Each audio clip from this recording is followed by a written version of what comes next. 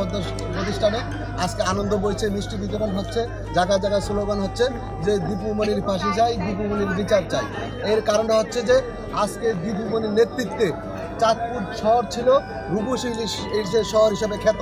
আজকে সেটা হচ্ছে যে আজকে দীপুমণির নগর দীপুনগর হিসাবে স্বীকৃত। সেটা কিভাবে হয়েছে? আজকে সেটা হয়েছে আজকে এই পরিচ্ছন্ন নগরী আজকে হচ্ছে দুর্নীতি নগরী হিসাবে হয়েছে। আজকে কি হয়েছে? আজকে সেটা হচ্ছে যে আজকে উন্নয়নের নামে আজকে দীপুমণির উন্নয়ন হয়েছে। আজকে পরিবারতন্ত্র এখানে ঢুকিয়ে আজকে এখানে আপনারা জানেন দখল পাল্টা দখল।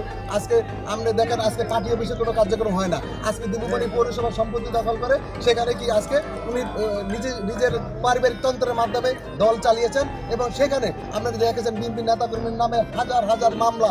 আজকে নিরপরাধ মানুষকে বিভিন্ন রকম সম্পত্তি দখল, জুলুম হামলা, বিশেষ করে আমাদের জেলা বিএনপি সভাপতি শেখ ফরিদের মানিককে বিভিন্ন মামলা আসামি করা হয়েছে এবং পাশাপাশি ওনার বাড়ি সহ আমার বাড়ি এবং ব্যবসা প্রতিষ্ঠান আপনি দেখেছেন আপনারা এখন ছাই করে দেওয়া হয়েছে এবং সন্ত্রাসী ওনার যত বাসা বাড়িতে যত সহায় সম্পত্তি ছিল, বিশেষ করে ফার্নিচার ছিল, সব লুটপাট করে নিয়ে গেছে।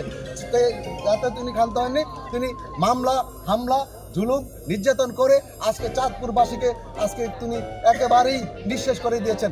আজকে ওনার এই আটকের মধ্য দিয়ে আজকে চাঁদপুরবাসী আজকে স্বস্তিতে আছে। এটা আপনারা বিভিন্ন পত্রপত্রিকা দেখেছেন, মানুষের উচ্ছ্বাস দেখেছেন এবং বিশেষ করে মানুষ আজকে আনন্দে বাসছে। আজকে মানুষের কোনো বিপদ হলে মানুষের সাধারণত লিপ্ত হয়, কিন্তু আজকে দেখার মানুষ আজকে আনন্দ উচ্ছ্বাস করছে। আর এই গ্রেপ্তারের মধ্যে দিয়ে আজকে চাঁদপুরবাসী মুক্তি পেয়েছে। আমরা মনে করি আজকে এই ছাত্র সমাজ তথা আজকে আবাবিল পাখিরা আজকে এই ছাত্র সমাজের মধ্যে দিয়ে বিএনপি সহ অন্যান্য আন্দোলনের মধ্যে দিয়ে রাজপথের থেকে আমরা যে বিজয় অর্জিত হয়েছে, বিজয় অর্জনের মাধ্যমে যে সরকার আজকে গঠন হয়েছে, সেই সরকারের কাছে আমরা দাবি জানাবো যাতে এই দীপুমণি সহ আজকে টিপু সহ আজকে আওয়ামী লীগের যেই সমস্ত চেলাপেলারা আজকে যেভাবে আপনার এই চাঁদপুরকে চাঁদপুরকে অশান্ত করেছেন এবং বিক্ষিপ্তভাবে উন্নয়নের নামে চাঁদাবাজি করেছেন, দখল করেছেন, মানুষকে হেনস্থা করেছেন এবং সামাজিকভাবে প্রতিবন্ধ করেছেন, কথা বলার সুযোগ দেয় নাই, সেখান থেকে আজকে চাঁদপুর এসে মুক্তি পেয়েছে। আমরা এই সরকারকে দাবি জানাবো ওনার যে দুর্নীতির যে শ্বেতপত্র সেটা শ্বেতপত্র প্রকাশ করে চাঁদপুরবাসীর কাছে একটু স্বস্তির জায়গা তৈরি করে দেখ এবং দেশের প্রচলিত আইন অনুযায়ী যাতে ওনার বিচার হয়, আমরা ওনার ফাঁসি চাই। এবং শেখ হাসিনা যেভাবে পরিতন্ত্রের মাধ্যমে মেগা দুর্নীতি করেছেন, আজকে চাঁদপুরে ঠিক একই কায়দা শেখ হাসিনা তার পরিবর্তনের মাধ্যমে মেগা দুর্নীতির করে চাঁদপুরকে ধ্বংস করেছেন। আমরা ওনার হাত থেকে চাঁদপুরবাসীকে মুক্ত করেছি।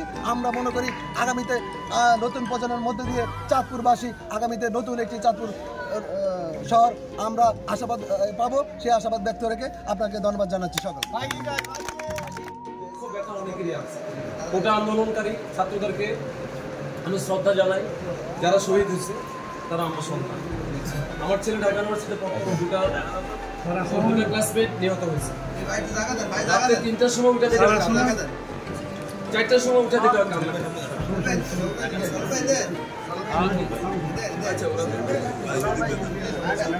যাই হোক একটু শেয়ার করছেন। যেমন আমার পরিবার ছিল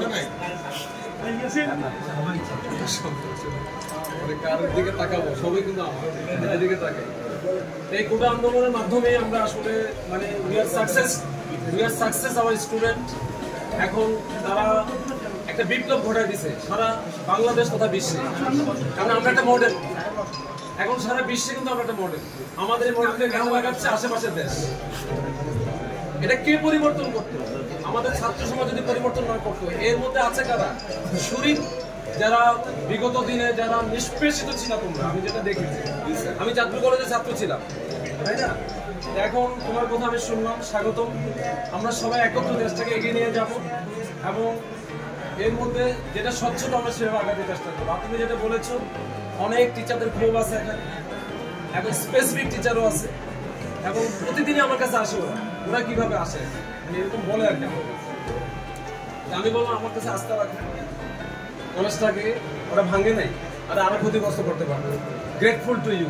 আমার সামনে যারা আছে চুরমার করে দিতে পারতো, বা স্যার আপনার চেয়ারে না বসলে এই রুমটাই মনে হয়তো বা থাকতো না। যাই হোক ওরা আমাকে মেনেছে, এটা গ্রেটফুল টু ইউ।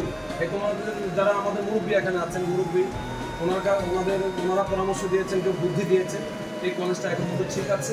বাকিটা আমি সহযোগিতা চাই এবং সহযোগিতা না হলে আগানো যাবে না। আসলে যে আশ্বাস আমরা পেয়েছি আর তোমরা যেটা বলেছো ওইটা আমি চেষ্টা করব।